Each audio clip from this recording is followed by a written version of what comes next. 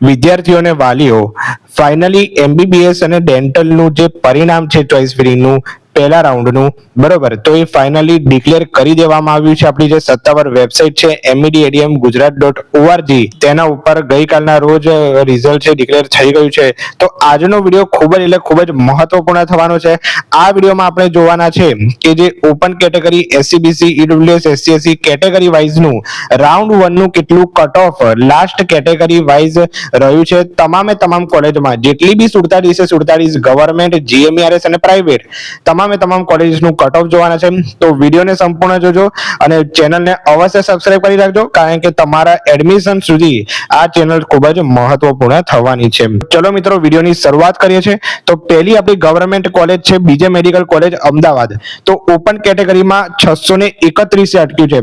જો જે બી રાઉન્ડ 2 માં ચોઇસ ફિલિંગ કરે છે એમના માટે ખૂબ જ ઇમ્પોર્ટન્ટ વિડીયો છે, તો છેલ્લે સુધી અવશ્ય જોતા રહો, બરોબર. તો બીજે મેડિકલ કોલેજ અમદાવાદમાં 631 ઓપન કેટેગરી માટે રહ્યું છે.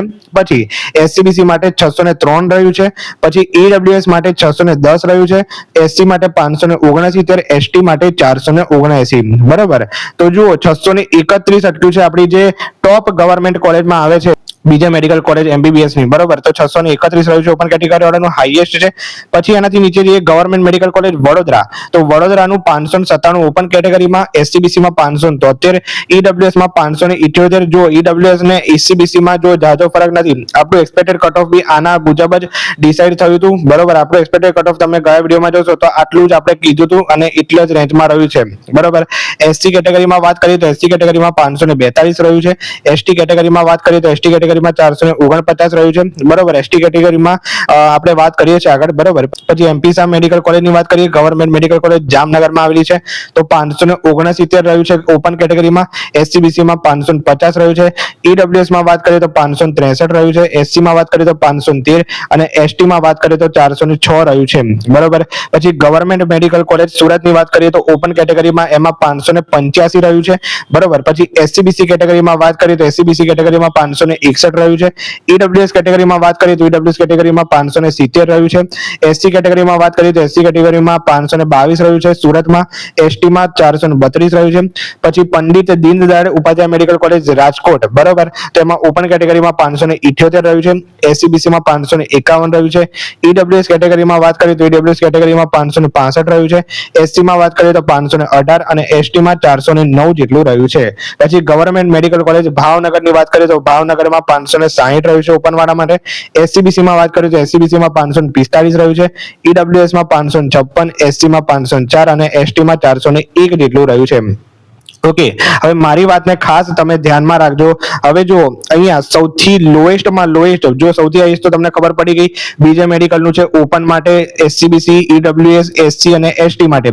પછી જે લોએસ્ટમાં લોએસ્ટ કટ ઓફ છે તો એ છે ભાવનગરનું 560 છેલ્લું અટક્યું છે ઓપન કેટેગરીમાં, બરોબર. તો આ વસ્તુ યાદ રાખજો, 560 જેટલું ક્લોઝિંગ રેન્ક થયો છે, ક્લોઝિંગ માર્ક થયો છે, સોરી, બરોબર, ગવર્મેન્ટ કોલેજમાં. SCBC માટે છે 545, બરોબર, લાસ્ટ. ઓકે, EWS માટે 556 રહ્યું છે લાસ્ટમાં લાસ્ટ.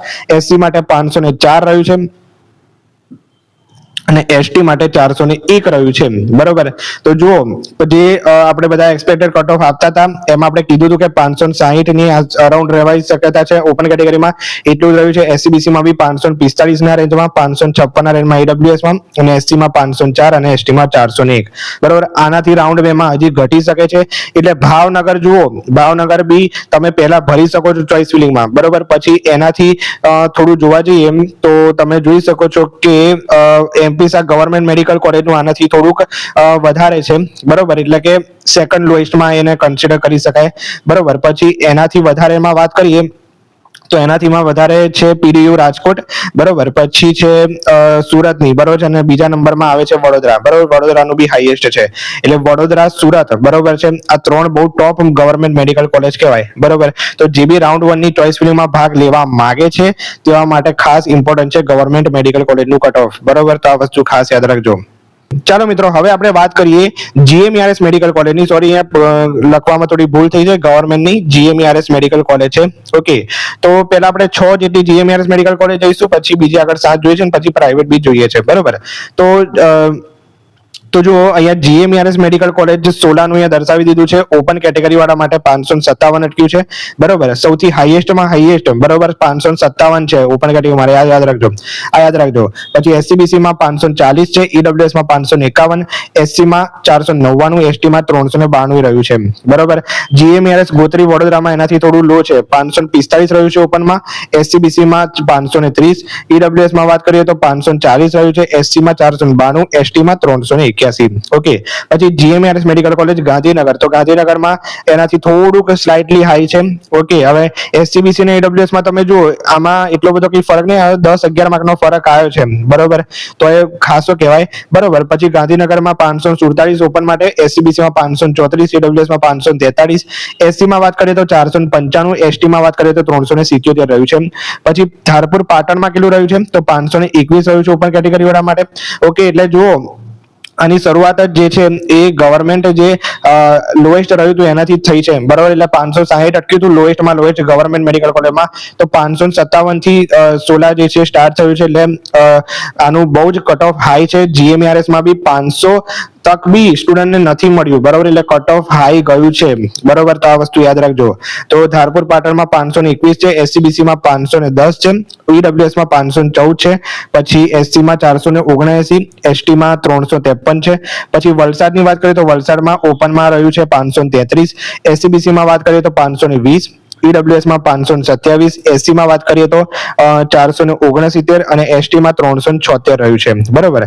પછી છે જીએમઆરએસ મેડિકલ કોલેજ જુનાગઢ, તો જુનાગઢમાં 529 રહ્યું છે ઓપન માટે, એસસીબીસી ની વાત કરીએ તો 521 રહ્યું છે, ઈડબ્લ્યુએસ ની વાત કરીએ તો 521 રહ્યું છે, બરોબર. જો સેમ છે આમાં, બરોબર. પછી એસસી માં વાત કરીએ તો 478 રહ્યું છે અને એસટી માં 353 રહ્યું છે. આ માર્ક છે, બરોબર. તો 6 જેટલી જીએમઆરએસ કોલેજમાં જો તમે એડમિશન લેવા માંગો છો ચોઇસ ફિલિંગમાં, આ કોલેજ ભરવા માંગો છો, તો આ રાઉન્ડ 1 નું કટ ઓફ એકવાર ખાસ ધ્યાનથી જોઈ લેજો બધાનું, બરોબર, કેટલું રહ્યું હતું. અહીંયા જો એસસી માં બહુ જ કોમ્પિટિશન દેખાય છે, 499, 492, 495, 479, 469, 78, બરોબર.